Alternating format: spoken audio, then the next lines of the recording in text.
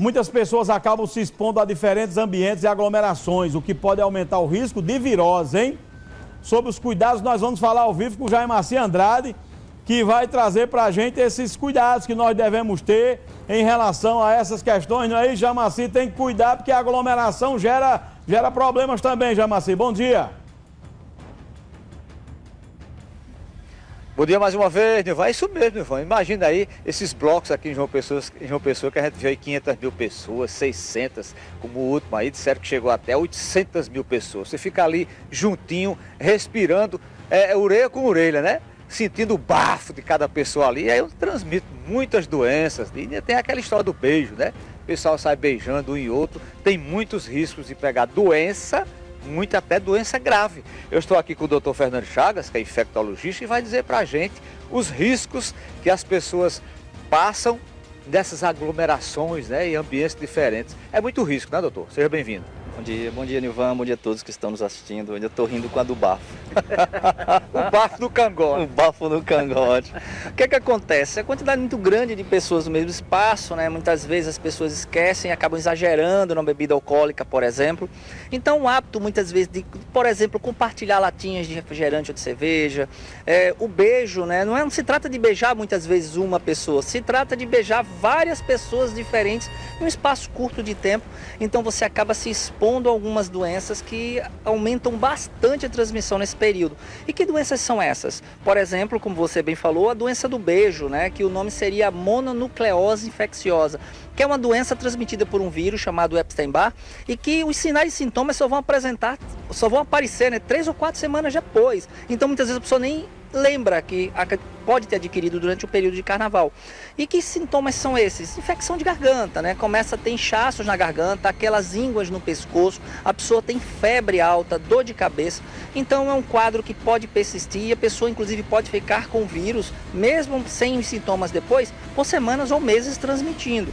Sem falar também nas infecções sexualmente transmissíveis, que também aumentam bastante nesse período. As pessoas, como eu falei bem, exageram na bebida, muitas vezes esquecem de usar preservativos e muitas vezes esquecem dos riscos dessas doenças. Então, acabam adquirindo aí a sífilis, podem adquirir a gonorreia, o próprio vírus do HIV, o vírus da hepatite B, o vírus da hepatite C, o vírus do HPV, aquele que causa verruga e pode causar câncer, e também a herpes, tanto labial como na região genital, que pode ser transmitido com um simples contato de uma pessoa com o vírus para outra pessoa. Até o beijo? Até o beijo pode transmitir, né? Além da doença do beijo, também a herpes labial. Lembrando também que doenças respiratórias, né?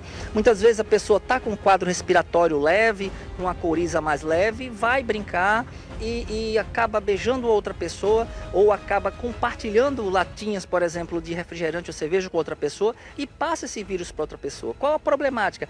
Esse vírus em você pode ter um sintoma leve, mas se chegar num idoso, se chegar numa criança, se chegar numa pessoa com o corpo mais fragilizado, essa pessoa pode ter uma forma grave da doença e até mesmo ir parar aí numa UTI. Por isso que a gente tem que ter muita responsabilidade, inclusive quando tiver com sinais e sintomas, para evitar passar esses vírus à frente. Só o fato da pessoa estar no meio da multidão ali, como eu falei, com aquele bafo no cangote, já pode pegar uma doença?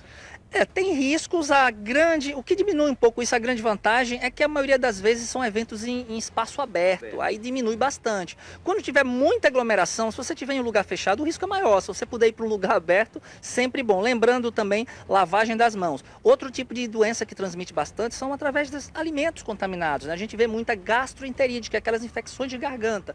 Então, se vocês forem consumir alimento durante o período de carnaval, gente, procura evitar alimentos pesados, alimentos muito gordurosos, e observa o condicionamento desses alimentos, né? Se eles estão bem condicionados, para depois você não sofrer aí com uma gastroenterite, uma infecção de intestino e pior ainda, né? Levar para dentro de casa e também adoecer as pessoas que moram com você. E aí tem aquela história, tem gente que diz, não, eu vou pro carnaval, mas vou ficar forte antes começa a tomar energético, começa a tomar fortificantes, vitamina, isso ajuda?